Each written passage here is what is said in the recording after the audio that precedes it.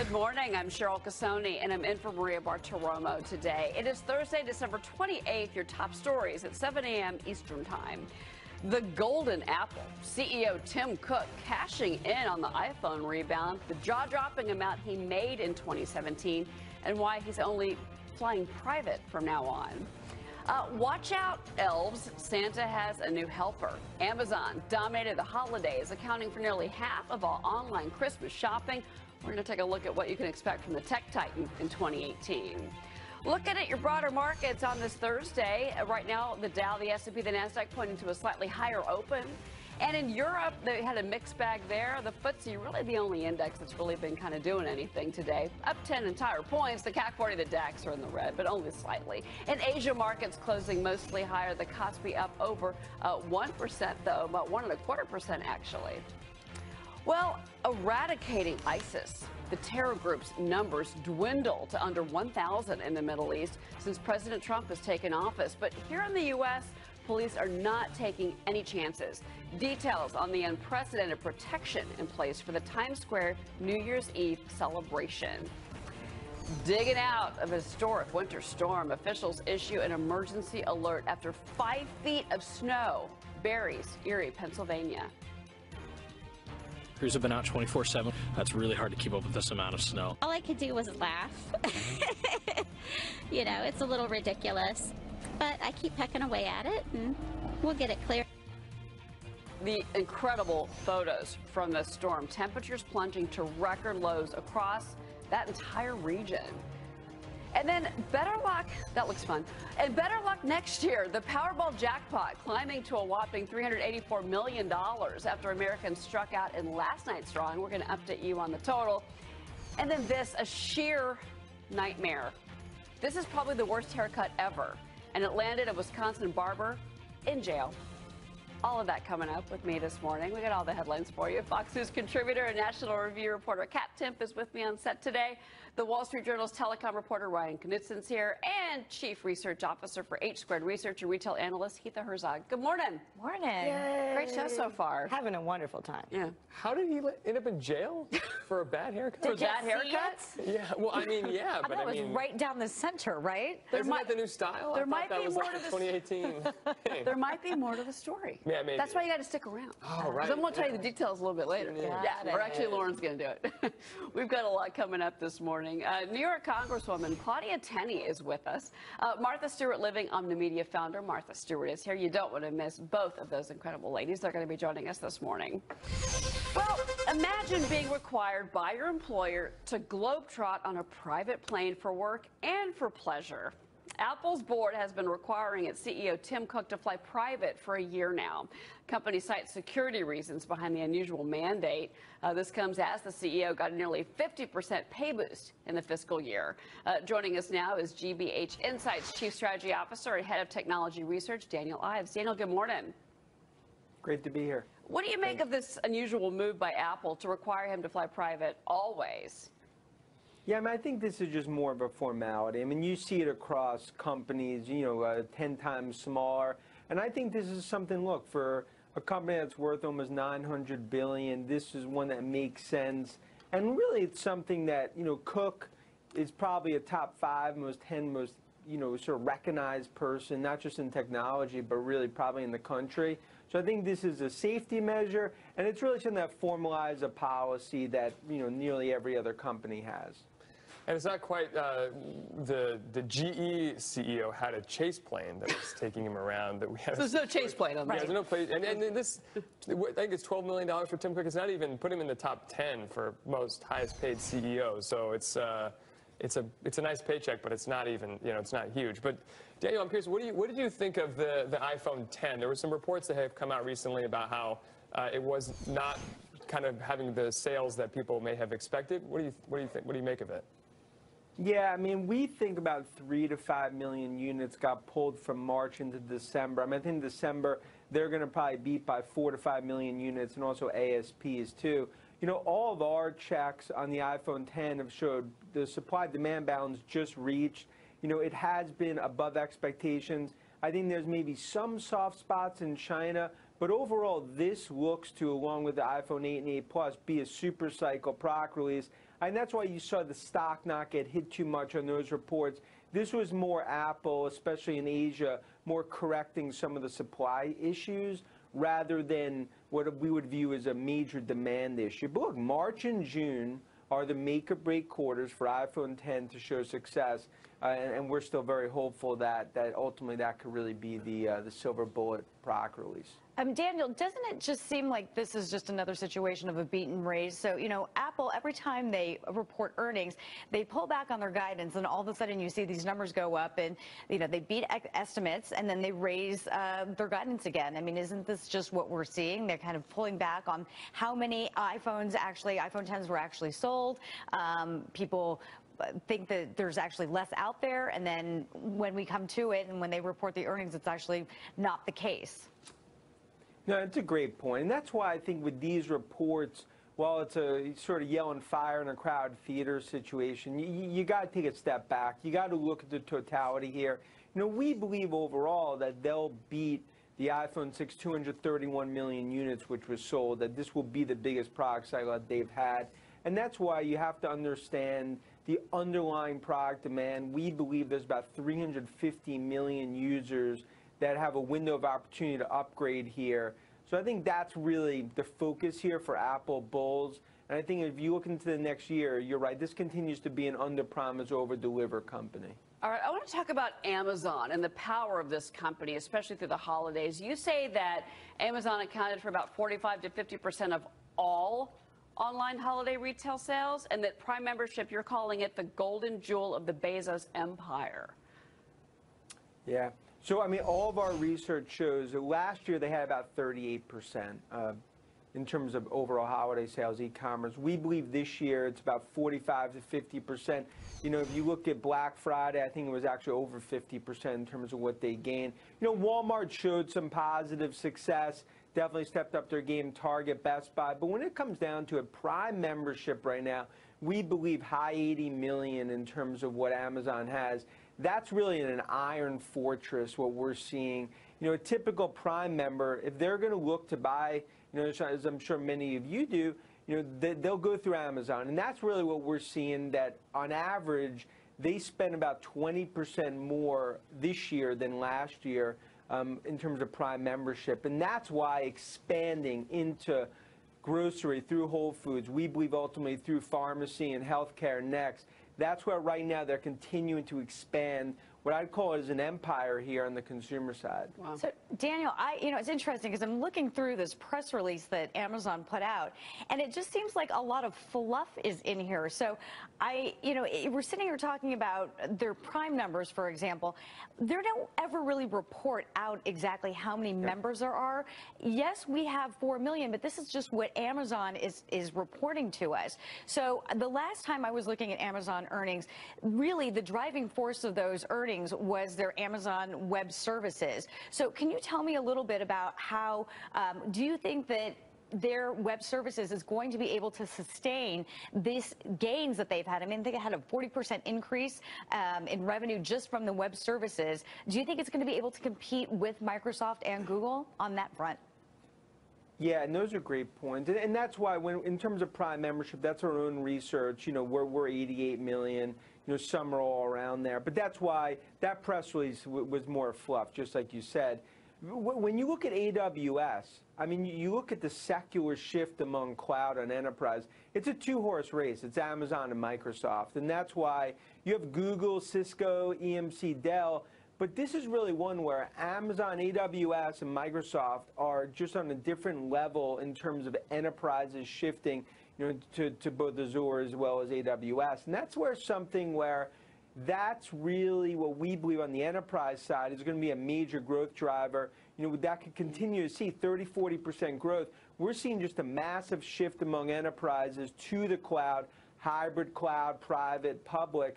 And that's where Amazon right now, along with Microsoft second, is really leading the charge here. So we're seeing no signs of that abating. even though competition's emerging from all different areas. I think those are all good points, but back to the consumer side, Kat. I mean, we were talking earlier with you about the fact, like, you don't, everything is online. You haven't been to a store in years. I really haven't. And I'm curious with your behavior in particular, what that means for the Walmarts of the world, or the Targets, or the Macy's. Well, the thing about Amazon, which I was thinking, is the Prime Now, where you can order something and have it to your house within an hour, no matter what it is. I don't have to go across the street to get paper towel, and I don't want to because it's cold outside or it's hot outside. It's usually not nice outside. And other companies don't really have that. I mean, there's Postmates, but you have to type everything in, and there's it's a little more complicated. Not that I don't use Postmates a lot also. But Amazon Prime, it's hard to not use it constantly because there's nothing that is that convenient. And you have to look at how people are spending. I mean, people, as we had pointed out earlier, everything is going online. And as you're seeing the consumer spend more, I mean, look at the holiday numbers. Again, PayPal had this study that they were saying 45% of people were spending for their holiday presents with that person next to them, just via their telephone. So if you can just purchase gifts via your telephone with a person sitting right next to you, you pretty much can staff a house, buy your stuff for the house, pay your mortgage, do whatever, just from this little device over here. Yeah, it's interesting, Daniel, too, because we're talking about like how technology has kind of changed. We're talking about facial recognition at the Olympics, for instance. But I'm wondering if you've got any top picks for 2018, like technology stocks that we can maybe buy. Yeah, I mean, in terms of on the other side on tech, our top picks are Netflix and Amazon. And I think really when you look at Netflix, even though the Disney Fox is definitely a shot across the bow, we believe international expansion, content's king. That international, what they're doing on membership, we believe Netflix just has major runway ahead. Even though Disney going to 2019 becomes a competitive issue. And then across the board, I mean, you look at AI, you look at augmented reality, you look at cloud. That's where you look into some areas, even on the cybersecurity side, like a Palo Alto or some names that sort of stick out there. So I think that's why when you look at 2018, you look at what are the secular growth trends, e-commerce, streaming, you look at AI, you look at cyber, but you make your bets, and that's where, we look at Netflix as our top pick along with Amazon. Daniel Ives. Daniel, thanks for getting up with us this morning. Appreciate it. Thanks for having me. And Ryan, you cover telecom. I mean, that's what's interesting is you've also got the wireless companies trying to get into the entertainment game, buying up. Look at AT&T, DirecTV. This is all merging. Definitely. There's a whole bunch of money flooding into Hollywood for big shows coming from Verizon and AT&T, Amazon, Apple, Netflix, HBO. There's a huge amount of competition for eyeballs. Right. Which I was wondering, Amazon with the Echo Dot was one of the biggest sellers over the holiday season. They're going to get further into the home for people. That's like. I don't want them listening to everything I do at home. I don't either. I think that is so creepy. But I do love the fact that isn't AOL and Verizon starting their own studio? So to your point, we're going to have content Verizon, the wireless company, and AOL, the media company. We're going to have even more content coming from that. That used to be the internet company. Yeah. We need a map. Huge amount of convergence going on. You're not really sure what kinds of, Comcast is now selling wireless service over Verizon's network, so there's a whole bunch of convergence. These companies are all coming together to try to compete with each other. It's crazy. Well, we've got a lot more coming up in the show. Stay with us. Frigid temperatures slamming the Northeast. What you need to know is wild weather shapes up for a very cold, Kat's never going to leave her apartment kind of cold, New Year's Eve, and sheer nightmare. Look at this. Why the worst haircut ever landed the Wisconsin barber that did this in jail.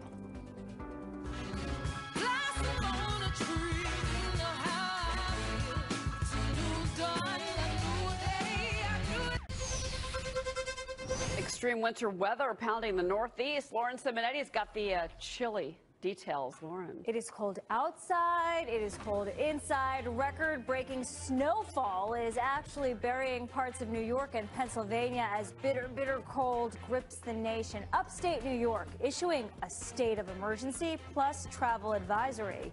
In Lorain, New York, firefighters, look at this, rescuing a woman trapped in that house. They used shovels and a plow to dig her out. Bitter cold also moving right here to the Northeast. Right now, just checked, 15 degrees in New York City. In Boston, it's 7 degrees. This cold expected to last through the new year, but also expect the crowds in Times Square to be big, despite the cold weather. Well, China's Geely making another move to become a global player in the auto industry. The company buying a $3 billion stake in Volvo Trucks. Geely already owns Volvo Cars. They're separate. The deal with Cevian Capital for just over an 8% equity stake makes Geely one of the largest Volvo shareholders. Feeling lucky? The Powerball jackpot, $384 million after no one hit the jackpot in the drawing last night. The $337 million drawing tied for the 25th largest in U.S. history. Check your tickets, though. There were some smaller winners. Here are the numbers: 3, 9, 16, 56, 60 with the Powerball number of 3. The next drawing is on Saturday. Your odds of winning, well, 1 in 292 million, but there's always a chance. All right, did a bad haircut ever land anyone behind bars? Yeah, police in Wisconsin, you got to see this, arresting the barber who did that. Not only did he shave basically a line through the middle of the man's scalp, he also nipped his ear. The barber was accused of all of that. The victim says the hairstylist also started twisting his ear to get him to stop moving his head so much. That barber arrested for causing mayhem and disorderly conduct. He says it was all an accident. It's not funny when you have to shave your head. That's not an accident. No. Was he drunk? Is that what he means? I was Wait a minute. My razor just accidentally just shaved an entire part of your head, your hair off of your head. That's not an accident. The customer wanted a number 2 blade, and instead he got a number 0 blade across the top of his head because he was moving too much. Yeah. And he nicked his ear. And he cut Have his fun ear. in jail, buddy. Yeah, you can't be cutting hair. You can't. So now you know, Brian. You were There you asking, go. like, There's what was my the answer. scoop on that? It was the cutting off of the ear. Yeah. That's You slice somebody's ear, huh? Was the haircut free? Yeah, was it free? Right. Did he get charged? yeah. I hope not. Not. All right. You know, maybe it'll start a trend, honestly. You know, just right down the middle of the head, shave it, you know. Kind of like Cut the off your opposite of a ear. FOMO, right? Yeah, Just yeah. like shave down the middle. Yeah. Exactly. Well, anyway, note to self: don't go to that barber again. All right, we've got a lot more coming up. ISIS is actually on the run. The terror group's numbers dwindled to under 1,000 in the Middle East since President Trump took office. But here in the U.S., police aren't taking any chances. The unprecedented security measures to protect New Year's Eve celebrations. And New Year, new financial goals. How you can avoid the same money worries in 2018. Give it to me, baby.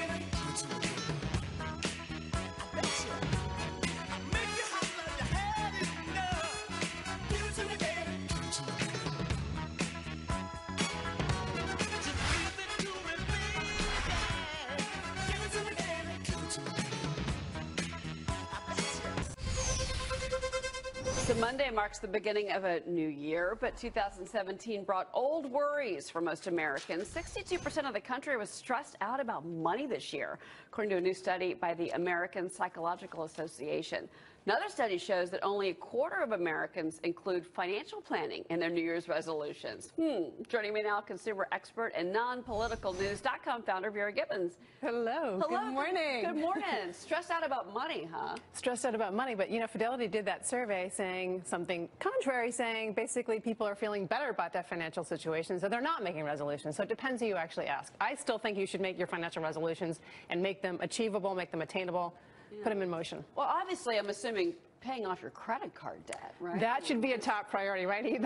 I mean, we have like $16,000 in credit card debt, and interest rates are rising. So if you have $16,000, which is what the average household has, and you've got an interest rate, an APR of like 15%, you're paying over $900 a year in interest, and it's going to get more expensive in 2018. So that obviously should be a top priority. Because interest rates are going up, which is good for the banks. They're going to make more money, but we're already at but not pre-recession levels on the credit card debt, and I would imagine more of that. Look at all the spending we saw over the holidays. So people are just racking up a storm. I was just going to say, people are starting to spend so much more because they, you know, I call it the frugal fatigue. People don't want to, you know, they're sick of saving. Been saving since the recession. How do you mitigate people wanting to spend versus, you know, racking up all this debt and acquiring all this I think debt? it's become too easy to spend. We see, we want, we spend. I mean, sales are up, what, 4.9% over the holidays? Another resolution should be try to save more. Our savings rate is under 3% right now. financial planners will tell you should try to save like 10 to 15%. Nobody's doing that. I think one of the easiest ways to actually do that is to set up direct deposit, have it automatically taken out of your paycheck into a savings account. It makes it a little bit easier.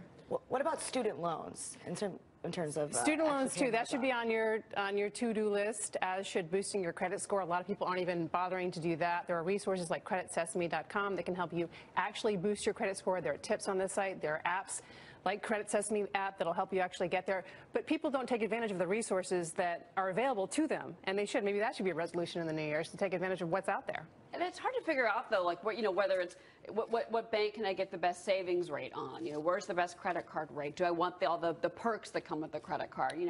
That's just a lot of research. And there are resources for all that stuff. You've got you've got bankrate.com. You can size up the different. You've got lowcards.com. You can see who's got the best credit card based on your spending patterns. And I think people do need to take a look at what's actually out there so they can be more financially fit in 2018. Only 8% of people achieve their resolutions. That's according to some data that we've seen that's come in that shows that basically it's just University of Scranton, but I mean, that's a 92% failure rate, basically. I see this number and I'm like, I'm not even going to try. All right. Well, you have to make them what they say, make them smart. Make them specific, make them measurable, make them attainable, make them realistic, timely, smart. And you're actually going to have a better chance of actually making those resolutions happen. I mean, this is why you go to the gym the second week in January, empty. But the first week is packed. Well, you can't go at all. So the gym is terrible. In my opinion.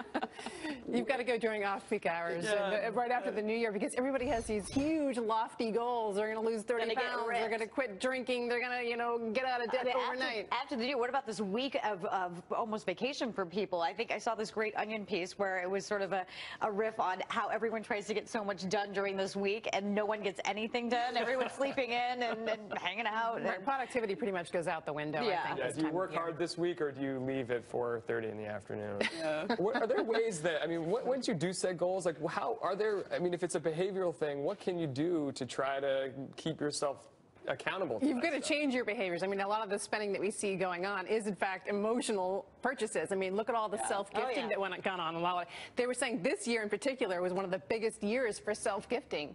So you go into the stores, the Christmas music is playing, you see something you want. So it's really about self-control and just making sure that you're putting money away little by little and just making sure that you have that nest egg as you go through the next year. And people just don't. 57 million Americans don't have an emergency fund. And yet 70% of us every year have some sort of unexpected financial expense. So, this is a little crazy. Cat expense over here. Yeah. Almost $10,000 in cat bills. I have cat insurance. I have cat insurance. Did you say cat or cab? Cat. Cat. Yeah. Yeah. Cat person. Yep. They're expensive. Little buggers. Yeah, especially old ones. Yeah. All right. Very good to have you on the show. Thanks, Cheryl. Nice I feel like I'm getting my resolutions going. You've named off like 5 of mine already. All right. So I appreciate that. Put them into play. Yeah, good to see you. You too.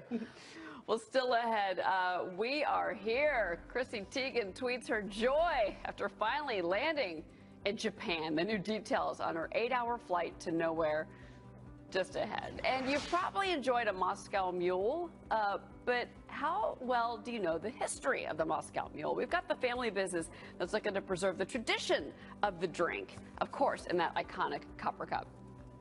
I keep my eyes wide open all the time. I keep the ends out for the tie that binds.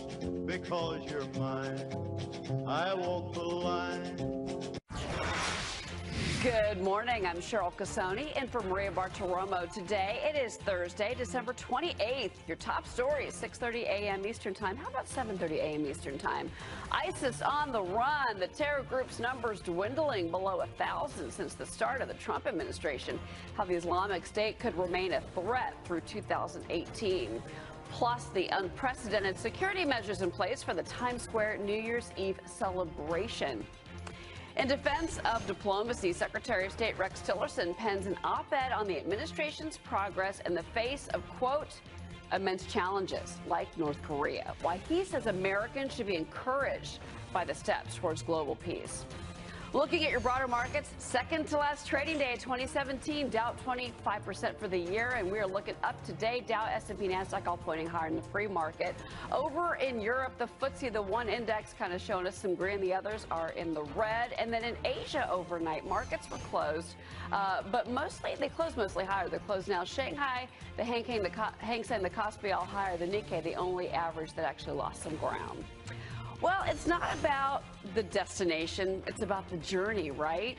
Especially if your journey involves an 8-hour flight from LAX to LAX.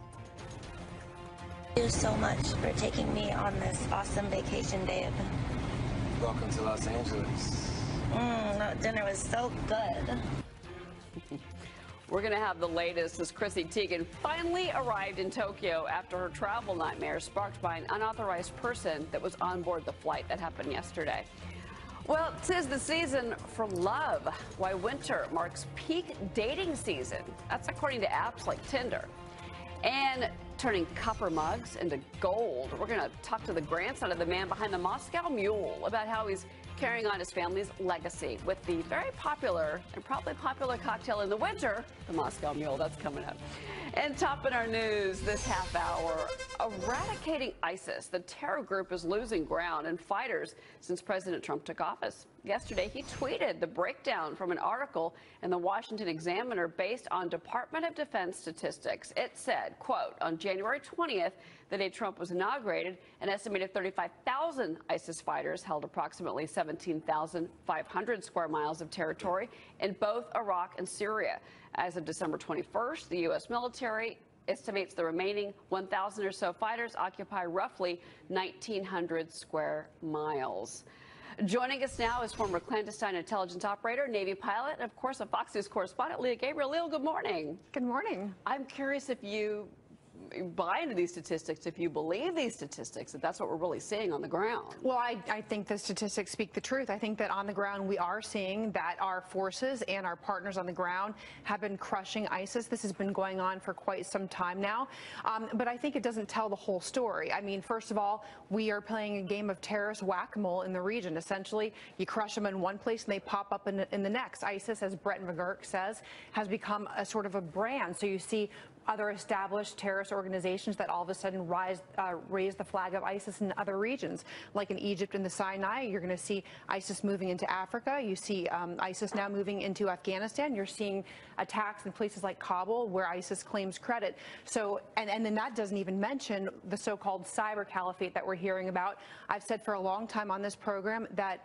cyber is the new battlefield, and it's true, because ISIS, as it becomes more crushed on the ground, we know that they are going to want to inspire more attacks from lone wolves or from the crazy person sitting in his parents' basement here in the United States. ISIS is going to be trying to reach those people through the internet and trying to get them to make attacks in places like the U.S. and in Europe. Isn't one of the things, though, that has helped us really diminish ISIS is the fact that President Trump gave the generals on the ground basically freedom. Do what you need to do, versus the Obama administration that was basically micromanaging everything happening in the Middle East from the White House. Yeah, you know, it's funny because back during the campaign, President Trump said that he knew more about ISIS than the generals did. And what he's really shown is that he trusts the generals to do their job. So he's basically pushed the command authorities down to the commander levels so that people on the ground can make the decisions real time that they need to do. He's also sort of taken the handcuffs off, allowed advisors to come off the basis and to go out and assist. And that's so important, because when you think about doing things like airstrikes,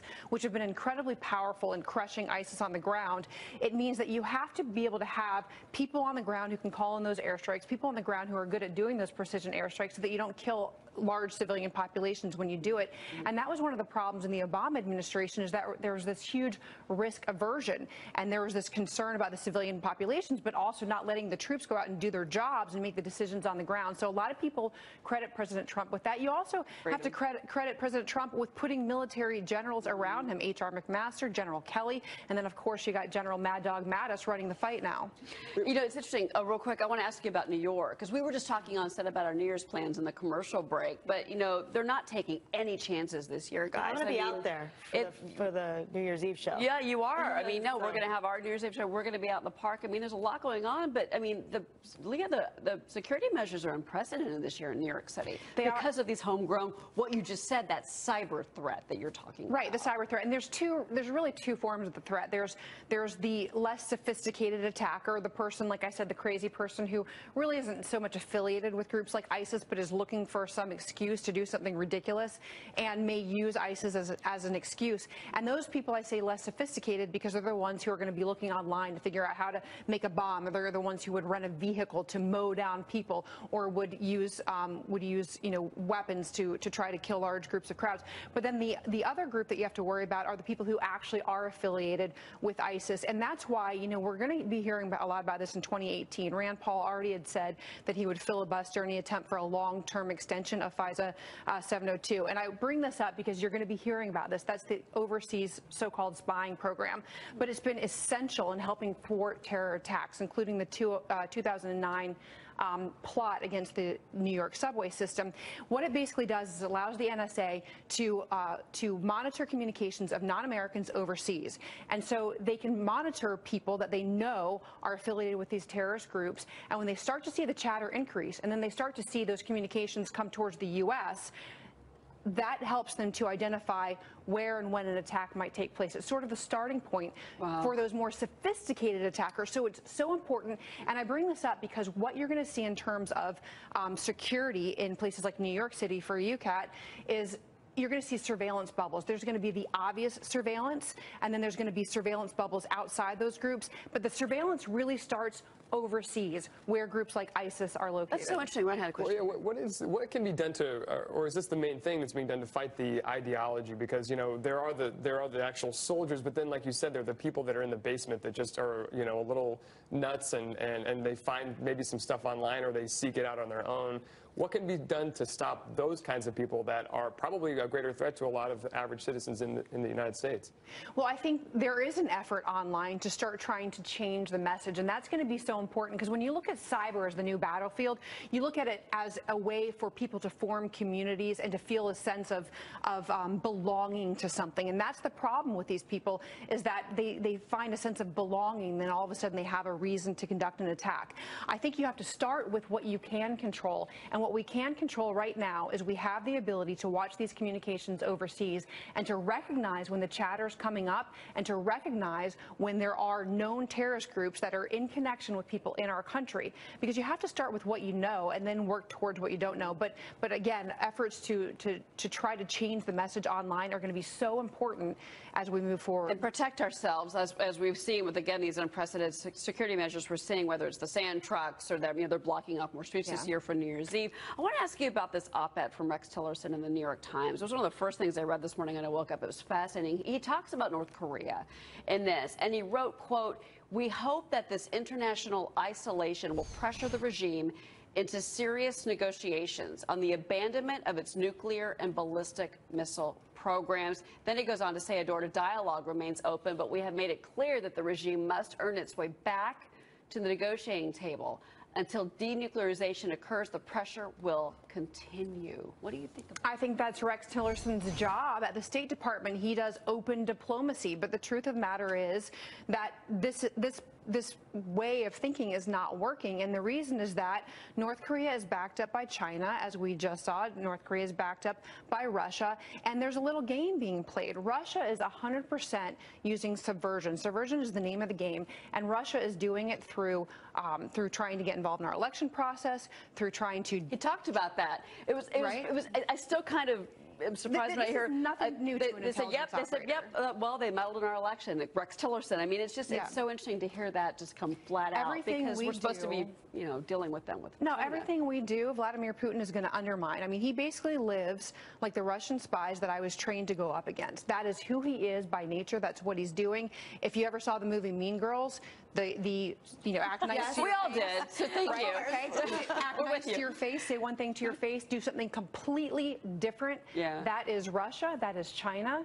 North Korea is at least overt in what they're trying to do. And also, he said about Russia, he said that basically that we know, and actually I got it right here, on Russia, we have no illusions about the regime we are dealing with. That was the first line when he started into disputes about Russia. That so we're not there's a recognition. Missing this. There's certainly a recognition, but his job at the State Department is this open diplomacy, open forms of communication. I know from my experience in the intelligence community that there's always the way you talk to countries publicly, and then there's the way that you talk to countries privately, and you do that through your actions. You also do that through your words. But I think we've been asleep at the wheel when it comes to Russia. We've been so focused on terrorist organization. We've been so focused on protecting our public from terrorist attacks.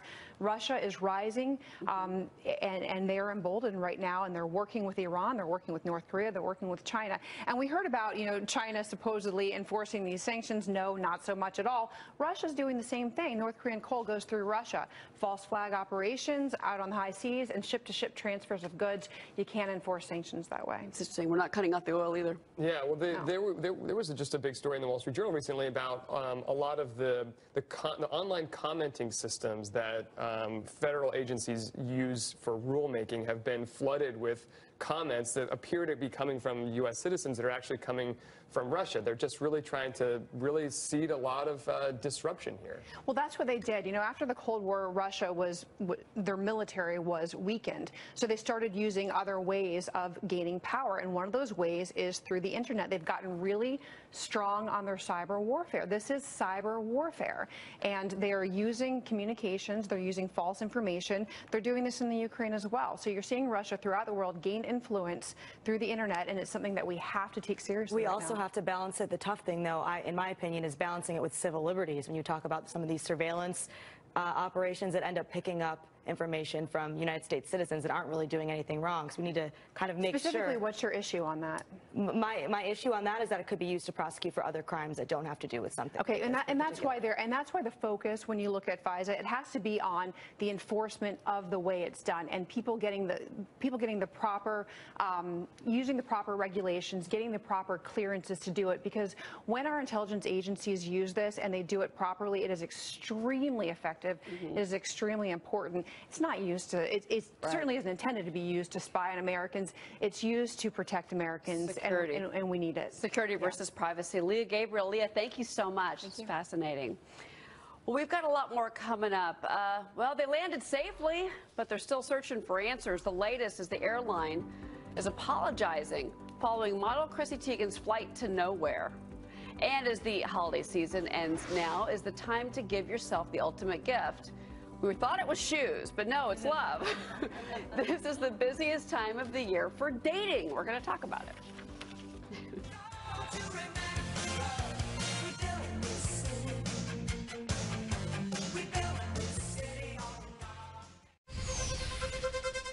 A former State Department employee with ties to Senator John McCain subpoenaed over connections to the Trump-Russia dossier. Lauren Simonetti's got that story for us this morning. Lauren. Hey, Cheryl. The House Intelligence Committee is demanding answers from McCain Institute staffer David Kramer about his reported firsthand knowledge of the sources behind that Trump-Russia dossier. Now, according to court records, Kramer met with Christopher Steele, the author hired by Fusion GPS to write the dossier. He reportedly received information plus a copy of the document which was intended for McCain. The latest subpoena ordered him to appear January 11th. Well, New York City, believe it or not, has a murder rate that other big cities could only envy. The homicide rate in the Big Apple this year on track to fall to the lowest level since the 1950s.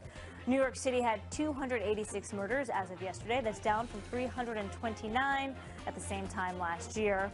Officials say a move to target gangs and repeat offenders is behind the steady decline. Well, Chrissy Teigen and husband John Legend finally arrived in Tokyo after their so-called flight to nowhere. So this is what happened. They boarded a flight to Japan on Tuesday, but 8 hours later they ended up back in LA. That's because the crew believed an unauthorized passenger was on board. Believe it or not, that's actually pretty common. So Teigen, who's 32 and pregnant, live tweeted her experience at that time, and some of her videos got more than 1 million views in the process. Alnappan Airways apologized to passengers, including the couple who had some fun with it. I give her credit for being pregnant and flying that long. The person that boarded the plane wasn't supposed to be on that flight. Right. Correct. But How did that happen? We were talking about this yesterday. And we have no other. Anyway, sorry, I interrupted. Go ahead. You're gonna like this story even more. We just can't get over that story. But go ahead. This is my favorite story, so we do have to make time for this. After the holidays, maybe you're reminded that you're single. So Match says peak dating season is now underway. It's from today through Valentine's Day. They predict that 50 million messages and 1 million dates will take place during this peak season. This is the best part of the story. Online dating's busiest day of the entire year, Sunday, January 7th at 8:55 p.m.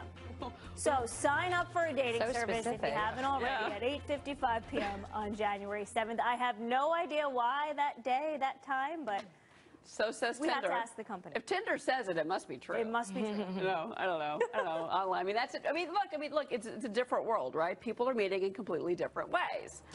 I've never done online dating. I missed the boat on that. I met my husband way before all of that happened. So I don't have a husband. No, that's not why. I just don't care. I know people that met their spouse on online dating. Yeah, me too.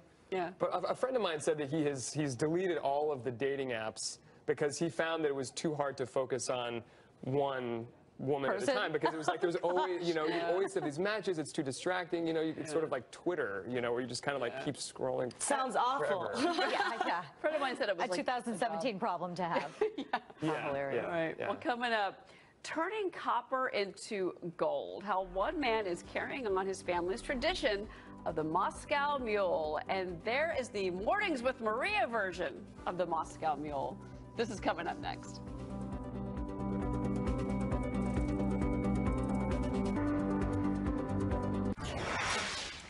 Well, a toast to small business. In 1941, a Russian immigrant named Sophie Berezinski brought over 2,000 solid copper mugs to the States. After partnering with the owner of a vodka company and a bar owner who brewed ginger beer, the Moscow Mule was born. Over 75 years later, Sophie's grandson is carrying on the family tradition, preserving the original copper mugs and spreading the word about this really immensely popular cocktail. Joining me now is the president and CEO of Moscow Copper Company, JJ Resnick. JJ, good morning. Good morning, Cheryl. The Moscow Mule has obviously become a big favorite, especially in the winter time and for campers everywhere. But I wanted to ask you, why do you think that this has become so popular over the last few years? I really think it has to do with the whole craft cocktail Mad Men era, and just all the old school craft cocktails have been coming back over the last 5 to 6 years.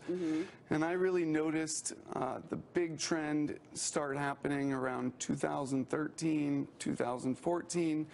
However, there's still, it blows me away to see how many people still don't even know about the Moscow Mule, and it's become America's most popular cocktail. I think seeing Oprah Winfrey and Gayle King go camping and drinking Moscow Mules, I think gave you a big boost. That was years ago, but I think that kind of started. So I don't know anything about a Moscow Mule or what's in it, but you could actually make us one on set, right? I can. Let's put one together, because I think a lot of people don't know what goes on inside of a Moscow Mule. And tell me what I can do to help you with this. Sure. All right, we'll make one here with the Mornings with Maria mug. I will trade you spots. All right. Thank you for the Mornings with Maria mugs, by the way. Those are beautiful. Little Christmas gift from Maria Bartiromo when she comes back from her My pleasure. Okay, so you fill it up with ice. Most importantly, you want to fill your mug with ice first. Copper is an incredible thermal conductor. Okay. So this immediately is going to begin to pull the heat right out of the mug and into the ice. Okay. Because that rapid cooling process demonstrates the law of thermodynamics, which in layman's terms states that heat flows from a hot body to a cold body. So you can already begin to see the mug. I think a lot of people on the ski slopes like to warm up with a little bit of vodka. So there's, of course. So tell me what's in it. So there's vodka. Yeah, Thank you. I'll be your barkeep, your little helper. Thank you so much. All right. So you start with the vodka. So we'll take the jigger here. Okay. And this side is 1.5 ounces. 1.5 ounces of vodka. Okay. That goes in. And then what do you need next? Then the ginger syrup. Okay, that's So you can that's either this. you can And either that's- use ginger beer, Okay. not ginger ale. It's really critical. You have to use ginger beer, not ginger ale, because I can see a lot of Exactly. people making that mistake when they're Exactly, doing but ginger these. beer is really hard to find. Okay. You're not going to see it at your local grocery store. So we actually developed our own line of ginger syrup, which makes it super easy because then all you need is soda water and you can make mules on the go. So keep making these, but I want to hear about the partnerships, because you've got a pretty big list of partnerships that you've created with your company. Your grandmother would be incredibly proud. Tell us about the partnerships. Sure. So back in 2014 was when I decided to relaunch the business.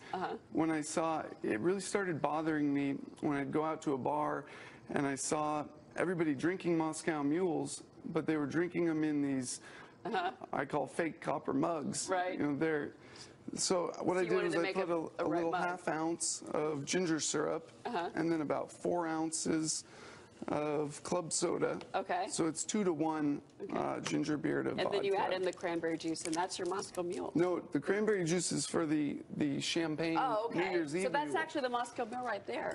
All right. And we're missing our lime actually. Okay, well, we can pretend, but you've got, Yeah, so there's 2 different versions, right? It's very simple. 3 simple ingredients. You've got your vodka, ginger beer, and take a half of a lime. Squeeze your it half in. lime There in. you go. I and love the garnish it mugs, with by the lime. way. They're great. And thank you so much for bringing this in. It's a fun holiday thing. JJ, congratulations. Yeah, thank you on so the much. company, the partnerships. Like I said, your grandmother would be very proud of you, I'm sure. We've got a lot more coming up. Electric vehicles, they really did kind of lose their charge in 2017. What's got drivers behind the wheel? The top cars of the year coming up in the next hour. Mornings with Maria, going to be right back.